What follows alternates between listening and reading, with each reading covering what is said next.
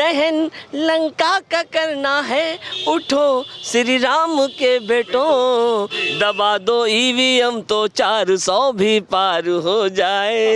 अरे भाई साहब, भाजपा को साफ करने वाला तो कोई माइकल पैदा नहीं हुआ है। मैंने कहा कि बीजेपी से जो टकराएगा वो बीजेपी में मिल जाएगा। मैं तो ऊपर वाले का शुक्र अदा करता हूँ कि भारतीय जनता पार्टी की सरकार आ गई, तो आज हम लोग चैन की सांस ले रहे हैं। भारतीय जनता पार्टी आएगी तो क्या होगा? मुसलमान भगा दिए जाएंगे पाकिस्तान, मुसलमानों को मारा काटा जाएगा। आज आदरणीय मोदी जी की सरकार 9 साल के जो ऊपर की हो गई है, आप हमें बता दीजिए किस मुसलमान को परेशान किया गया है। कहते हैं कि जिस ओर जवानी चलती है उस ओर जमाना चलता है। आज मैं कुछ युवा साथियों के बीच में हूं और यहाँ से जानूंगा कि 2024 के लोकसभा चुनाव में ये युवा किस तरफ हैं। तो सीधे चर्चा की शुरुआत करते हैं। क्या शुभ नाम है आपका भैया? सचिन अवस्थी जी। सचिन जी बताइए, 4 जून 400 पार का जो नारा भाजपा ने दिया, उसको किस तरह से भाजपा हासिल कर पाएगी? देखिए, भाजपा अगर किसी बात के लिए कोई नारा देती है तो उसके पीछे उनका पूरा एक रिसर्च होता है, और प्रधानमंत्री जब जो कहते हैं वो करते हैं तो उसके पीछे उनका एक विजन होता है। 400 पार का नारा हम ऐसे ही नहीं दे रहे हैं। प्रधानमंत्री जी अगर 400 पार का नारा दे रहे हैं और हमारी भारतीय जनता पार्टी का 400 पार का नारा दे रही है तो अपने काम के आधार पर दे रही है। जो काम 2014 से लेकर 19 के बीच में हुए और 19 से लेकर 24 के बीच में हुआ, एक भी ऐसा आप हमें कार्य नहीं बता सकते जो मैनिफेस्टो में दिया हो और जो भारतीय जनता पार्टी ने करके ना दिखा दिया हो। कुछ ऐसे कार्य जो मैं आपके चैनल के माध्यम से बोलना भी नहीं चाहूँगा, क्योंकि आपके चैनल पर जो ये देख रहे हैं वो सब जानते हैं क्या कश्मीर में ख़त्म कर दिया उन्होंने और क्या अयोध्या में कर दिया।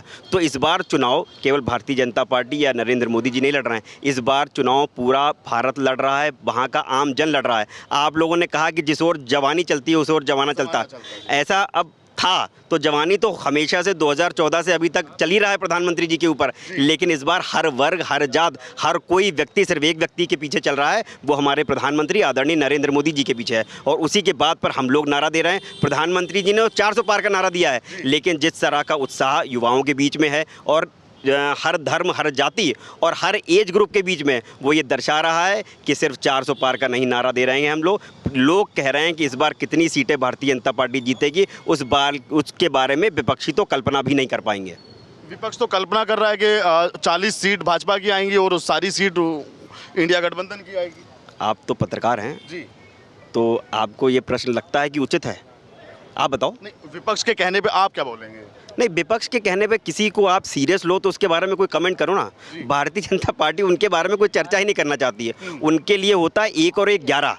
वो 1 और 1 11 समझते हैं, क्योंकि उस 11 में से एक अपनी जेब में रखते हैं और एक मार्केट में बात करते हैं। और जो गठबंधन की बात कर रहे हैं, इंडिया गठबंधन की बात कर रहे हैं, उस गठबंधन का आपने कड़ी खुलते हुए कहाँ पर देखी? बिहार में जो उनके चेहरे थे, तो वहाँ तो गठबंधन खुल चुका है और आपने देखा है कि ये कोई गठबंधन नहीं, ये केवल ठगबंधन है। तो वो जनता को ठगने का प्रयास कर रहे हैं। लेकिन इस समय का भारत एक बदलता भारत है, वो इन जैसे ठग लोग जो हैं इनकी बातों में नहीं आने वाले हैं। आज का युवा हो, और आप युवाओं की क्योंकि बात कर रहे हैं, यहाँ पे सब युवा खड़े हुए हैं, आप मुझसे नहीं इन सब युवाओं से पूछ लीजिए आप लोग क्या कह रहे हैं, कौन जीत रहा है? अब की बात मोदी सर, अब की बात पीओ के पास, ये आप बताओ। ये हम नहीं कह रहे हैं, ये तो लोग कह रहे हैं। आप तो ये लो, अब की बात पीओ के पास, ये बताओ। 400 पार। विपक्ष को कहाँ देखते हैं आप? राहुल गांधी जैसे बड़े नेता अपनी पार्टी में तो बड़े हैं ही, वो नहीं पार्टी में नहीं बड़े, वो परिवार में भी अपने बड़े हैं जी। तो अब, और वो अपने आप को युवा कहते हैं। अगर 50 साल के व्यक्ति को आप अगर युवा कहेंगे तो हम युवाओं का क्या होगा फिर?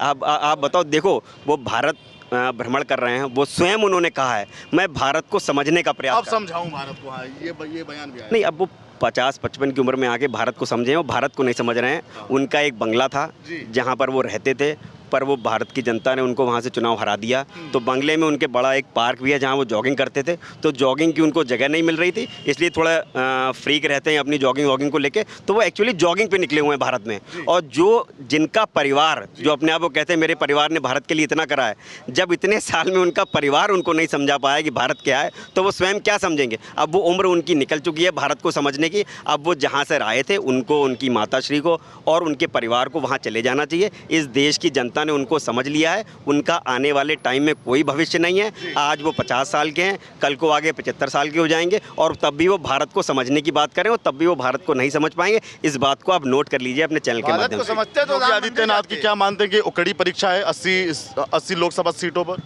नहीं, वो परीक्षा तो ऑलरेडी 2022 में दे चुके हैं और जनता ने उनको जवाब दे दिया है। तो कोई परीक्षा नहीं है। लोग कह रहे हैं 80 सीटें जीतने की हम लोग बात कर रहे हैं और भारतीय जनता पार्टी 80 सीटें जीतने जा रही है और ऐसे ही नहीं जीतने जा रही, अपने काम के आधार पर जीतने जा रही। इस बार चुनाव भारतीय जनता पार्टी और केवल प्रधानमंत्री जी नहीं लड़ रहे हैं, इस बार चुनाव पूरा 140 करोड़ लोग चुनाव लड़ने जा रहे हैं। उसका परिणाम आपको 4 जून को नजर आएगा। प्रधानमंत्री जी 400 पार का नारा दे रहे हैं, लेकिन इस देश के जो लोग हैं वो कुछ और ही नारा दे रहे हैं कि आपको 400 पार। और आपने कुछ कहा था तो मैं उसको के पास तो ये मैं नहीं कह रहा हूँ, ये लोग कह रहे हैं, आम जन कह रहा है। तो आम जन की भावनाओं को समझना चाहिए। उनके प्रत्याशी जो यहाँ पर लड़ रहे हैं कानपुर में या उत्तर प्रदेश के अलग अलग कोनों में लड़ रहे हैं, अभी तक उनको कोई सीट नहीं मिल पा रही। कहाँ उनके प्रत्याशी लड़ें? यहाँ पर जो उनके कानपुर में लोग हैं उनको लोग नहीं मिल रहे हैं साथ में जाने के लिए, कार्यकर्ता नहीं मिल रहे हैं, बूथ पे लगाने बस्ते वाले नहीं मिल रहे हैं। तो ऐसे लोगों को अपने घर बैठना चाहिए। टाइम पास का ज़माना चला गया, ज़मीन पे उतर के काम करना पड़ेगा। और भारतीय जनता पार्टी के लोग काम करने की बात करते हैं और वो लोग सिर्फ ठगबंदी की बात करते हैं, उनको सिर्फ ठगना आता है। तो अब वो भारत की जनता को नहीं ठग सकते, वो ज़माना चला गया है। 2014 से पहले जो उनको ठगना था, भारत को ठग लिया है। अब वो ज़माना ख़त्म है, युवाओं का ज़माना है और हर वर्ग इस समय बहुत जागरूक हो चुका है। ये मोबाइल आपके हाथ में है, उससे पहले था क्या? 2014 से पहले नहीं था, बहुत कम था। बहुत कम था। जो बहुत कम था वो भी सोचते थे कि मोबाइल में डाटा इस्तेमाल कर देंगे तो कब 400 रुपये खर्च हो जाएंगे। आज वो उतने रुपये, देखिए आप भी मुस्कुरा रहे हैं, आप पत्रकार हो, आज आप यूट्यूब चैनल चला रहे हो, सब्सक्राइबर बढ़ा रहे हो, इससे आपकी आमदनी हो रही है ना? हो रही नहीं हो रही है? आप बोलो। बिल्कुल हाँ, बिल्कुल हो रही। तो आपको रोजगार मिला नहीं मिला?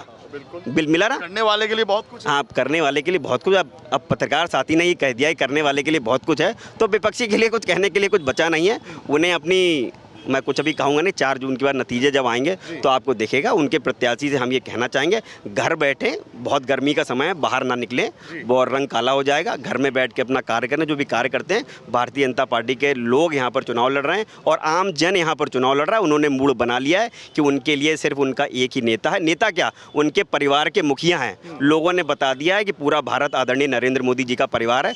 तो अपने परिवार के बीच में वो अपने काम के आधार पर आए हैं और उनका पूरा परिवार उनका समर्थन कर रहा है। इसीलिए वो कह रहे हैं कि अब की बार 400 पार। सपा कांग्रेस का गठबंधन उत्तर प्रदेश के अंदर आप कुछ मानते हैं प्रभावी है? यार अभी आप सब चीज़ कह, जो कहाँ प्रभावी है? आप मुझे एक जगह बताओ जहाँ प्रभावी है। अखिलेश जी तो कह रहे हैं कि भाई 80 की 80 सीटें भाजपा हार रही है। अखिलेश जी खुद कहाँ से चुनाव लड़ रहा है ये बता दें। नहीं, उसके बाद ये गठबंधन आपने पहले भी देखा था। नहीं, गठबंधन दो लड़कों का, 50 साल की उम्र में अगर लड़का हो, अपने आप को कोई आदमी कहेगा, तो बुजुर्गों को सोचना पड़ेगा कि वो क्या करें। युवाओं को सोचना पड़ेगा कि जो 20 साल 22 साल 40 वो 30 साल के हैं, अगर 50 साल में भी युवा रहेगा तो ऐसे युवाओं को ज़रूरत नहीं है इस देश को। इस देश में युवा का मतलब है कि 30 साल की उम्र में है और 30 साल की उम्र के नीचे है। इन लोगों के पास कोई मुद्दा नहीं है। क्या मुद्दा कहेंगे?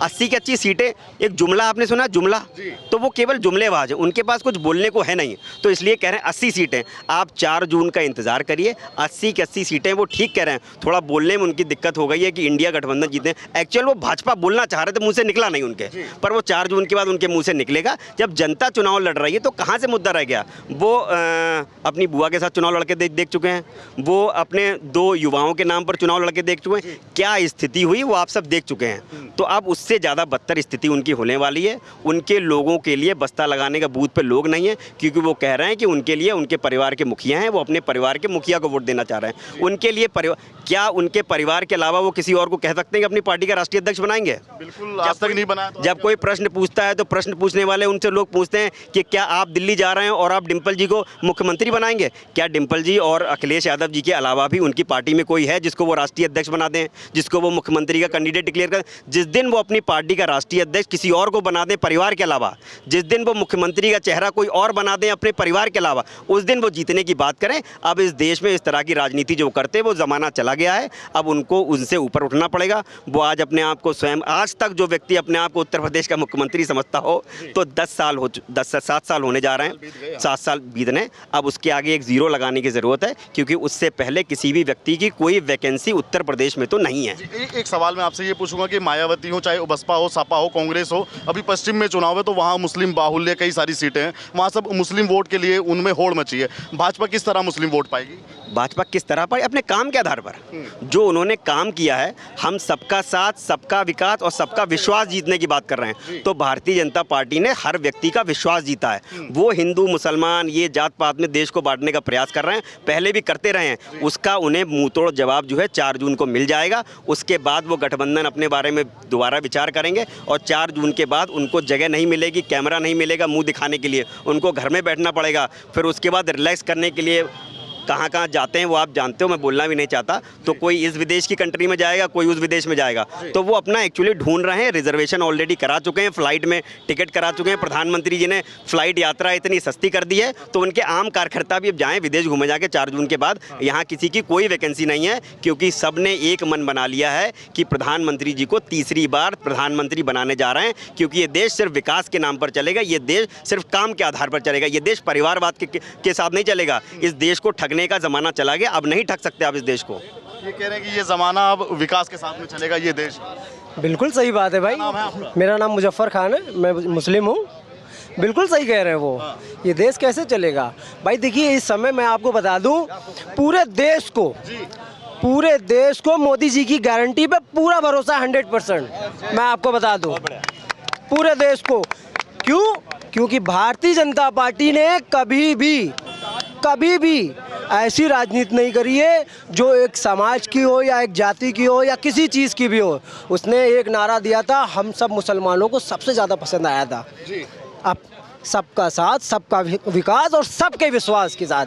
और भारतीय जनता पार्टी ने इसको सही भी साबित किया। मैं आपको बता दूं, आपके चैनल के माध्यम से बता दूं, भारतीय जनता पार्टी ने ऐसा कोई भी काम नहीं किया जिससे एक समुदाय को ठेस पहुंचे। चाहे कोई भी जन कल्याणकारी योजनाएं आए, चाहे कोई भी जन कल्याणकारी योजनाएं, सबको मुस्लिम को साथ में लेके चला है और मुस्लिमों को और खास करके मुस्लिम समुदाय को ज़्यादा मिला है। लेकिन राहुल गांधी तो देश से बाहर जाकर कहते हैं कि आज वहाँ सबसे ज़्यादा खतरे में माइनॉरिटी है। अरे भाई साहब, आप झूठ बोल रहे। आपका ख्याल तो कांग्रेस करती है भाई। अरे कांग्रेस अगर ख्याल कर रही होती तो मुसलमान आज पीछे ना बेचारा जो है पड़ा होता।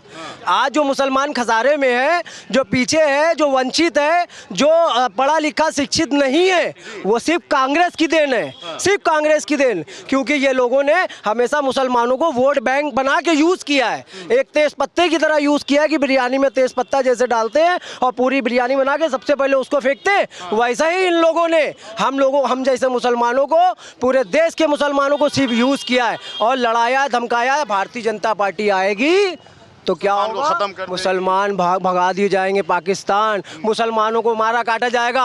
आज आदरणीय मोदी जी की सरकार 9 साल के जो ऊपर की हो गई है। आप हमें बता दीजिए किस मुसलमान को परेशान किया गया है?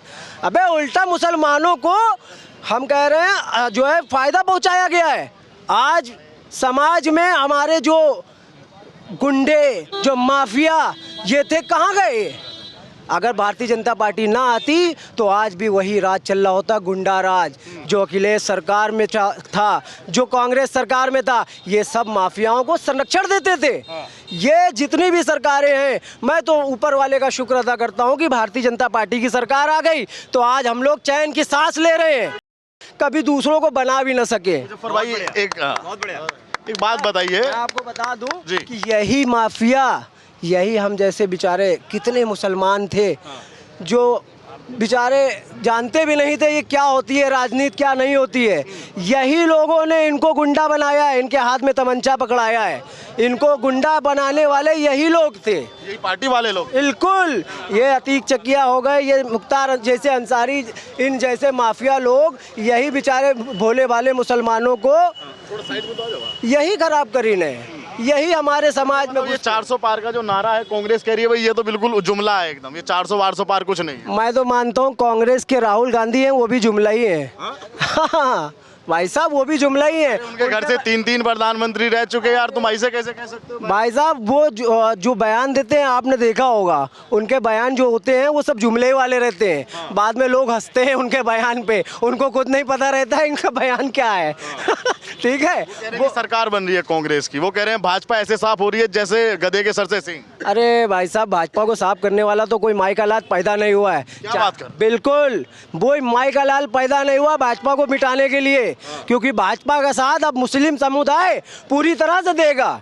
आपको मुसलमान पूरा भाजपा के साथ है। बिल्कुल पूरा समुदाय, पूरा मुस्लिम समुदाय भाजपा को साथ में खड़ा है, कंधे से कंधा मिला के। लेकिन मुजफ्फर भाई, लोग कमेंट करते हैं कि मुस्लिम सिर्फ कैमरे में बोलता है, वोट नहीं करता है। ऐसा नहीं है, मैं आपको बताऊं, मैं खुद वोट करता हूं, मेरे पूरा परिवार वोट करता है भाई साहब। आपकी जो है 66,000 से ज़्यादा जो है वोट आया प्रमिला पांडे जी को। आप क्या समझ रहे हैं कानपुर में? तो फिर ऐसा नहीं है, मुसलमान अब जागरूक हो रहा है, अब ये लोग के बहकावे में नहीं आने वाला है। ठीक है भाई साहब। अब ये 400 पार, 4 जून 400 पार, 5 जून को योगी जी का जन्मदिन है, तो तोहफा क्या मिलेगा योगी जी को? वो तो पार तो नहीं है, उनको है पार होना है। पार तो नहीं है। उन्होंने वो कार्य किया हुआ है जी। हर हिंदू के लिए, सभी के लिए, कि ये हिंदू लास्ट के लिए उन्होंने काम किया है, उसको वो कोई नहीं कर सकता है जो उन्होंने किया है। काफ़ी समय से वो मंदिर लफड़े में पड़ा रहता था, उन्होंने मंदिर बनवाया, सब कुछ किया उन्होंने। अच्छा, कांग्रेस यही तो पूछ रही है कि वोट राम पे दोगे या काम पे दोगे, जनता से पूछ रही है कांग्रेस। अरे हम तो वोट कहते हैं ना उन पर देंगे, हम तो सीधे राम पे, ना राम के नाम पे वोट देंगे। ये सवाल मैं इनसे पूछ रहा हूँ, ये कह रहे कि राम मंदिर बन गया, कांग्रेस ये पूछ रही है भाई वोट राम पे लोगे या काम पे लोगे? देखिए, मेरा बात मानना ये था कि 4 लाइनें मैं कह दूं, इधर आइए, पुलिस साहब आइए। फरमाइएगा कि जो अब तक हो ही ना पाया वही अब यार हो जाए। थोड़ा और। जो अब तक हो ही ना पाया वो अब की यार हो जाए। हमारा स्वप्न होकर पूर्ण अब साकार हो जाए। उठो दहन लंका का करना है, उठो श्री राम के बेटों। दहन लंका का करना है, उठो श्री राम के बेटों। दबा दो ईवीएम तो 400 भी पार हो जाए। दबा दो ईवीएम तो 400 भी पार हो जाए। मैं आपकी इस लास्ट वाली लाइन पे थोड़ा राहुल गांधी कह रहे हैं कि अगर ईवीएम हट जाए तो भाजपा को पता चल जाएगा कौन जादूगर है। देखिए, इनफैक्ट अगर राहुल जी ये कह रहे हैं कि ईवीएम को हटा दिया जाए तो पता चल जाएगा कि कौन जादूगर है, तो राहुल जी को पता होना चाहिए कि ईवीएम खुद कांग्रेस लेकर आई थी, और ईवीएम में जहां वो जीतते हैं वहां वो नहीं बोलते हैं कि हमने कर्नाटक जीत लिया, और जहां वो हिमाचल जीत लिया, और जब वो देश की बात आती है कहीं वो हार रहे होते हैं तो कहते हैं ईवीएम पर इल्जाम लगा देते हैं। तो ये तो मतलब दोनों चीज़ें नहीं हो सकती एक साथ ना, एक ही चीज़ होगी। तो ईवीएम दबेगा तो क्या 400 पार वाकई होगा या खाली बस भाषणबाजी है? नहीं, ईवीएम होगा। देखिए, ऐसा है कि ये एक बहुत अलग तरीके का एक जो चुनाव प्रचार चल रहा है, बहुत अलग तरीके का चल रहा है। मेरा मानना ये है कि जैसा कि मोदी जी ने एक फेंक दिया है एक गोटी विपक्ष के खेमे में कि अब तुम मुझको रोको। 400 है ना, अब पूरा विपक्ष केवल इस बात में लगा हुआ है वो 400 रोक दे, रोकी वो अपने जीतने के लिए, हार जीत पे है ही नहीं, वो सिर्फ को रोकने के लिए लगा हुआ है। मेरा सभी मतदाताओं से ये निवेदन है कि वो ज़्यादा से ज़्यादा घरों से निकलकर आदरणीय मोदी जी के सपने को पूरा करने के लिए मतदान स्थल तक जरूर जाएं। और मैं आपके चैनल के सम्मानित द न्यूज़पेपर के माध्यम से कानपुर के समस्त मतदाताओं से निवेदन करूंगा कि वो आएं और ज़्यादा से ज़्यादा मतदान करें। विपक्ष के बारे में कोई राय है आपकी, चाहे अखिलेश यादव से लेके राहुल गांधी तक का गठबंधन, गठजोड़, महागठबंधन, कुछ कहना चाहिए? नहीं, देखिए, विपक्ष की जो है वो बहुत ही विपक्ष जो है पूरी तरीके से मोदी जी के सपनों को साकार कर रहा है। क्या बात कर रहे हैं? 100%, क्योंकि इतना कमजोर विपक्ष जो है वो टूट कर इधर ही चला आ रहा है। मैंने कहा कि बीजेपी से जो टकराएगा वो बीजेपी में मिल जाएगा। जब ये हो रहा है कि वो खुद ही सब भाग के इधर आने, यहाँ तो बीजेपी को रोकना पड़ रहा है कि नहीं अब हमारे पास ज्यादा लोग आ चुके हैं। राहुल गांधी ने तो बागडोर संभाल रखी है ना। देखिए, राहुल गांधी ने बागडोर संभाल रखी है, और वो दिन भारतीय जनता पार्टी के इतिहास का सबसे बड़ा दिन होगा जिस दिन राहुल गांधी खुद बीजेपी की सदस्यता लेने आ जाएंगे। गांधी खुद बीजेपी की सदस्य क्यों नहीं आ सकते हैं भाई साहब? इतने बड़े बड़े लोग जब आ गए, आपके सामने देखिए उनकी पूरी यूथ विंग आ चुकी है, तो क्यों नहीं आ जाएंगे? आ सकते हैं। मेरा बस यही अंत में निवेदन है कि सारे के सारे लोग आएं और मतदान करके मोदी जी के सपनों को साकार करें। बहुत बहुत धन्यवाद। ये तमाम लोगों की आपने बातें सुनी, राय सुनी। आप भी वीडियो पे अपनी राय रखिएगा, और चैनल पर नए आए हैं तो चैनल को सब्सक्राइब कीजिएगा। धन्यवाद।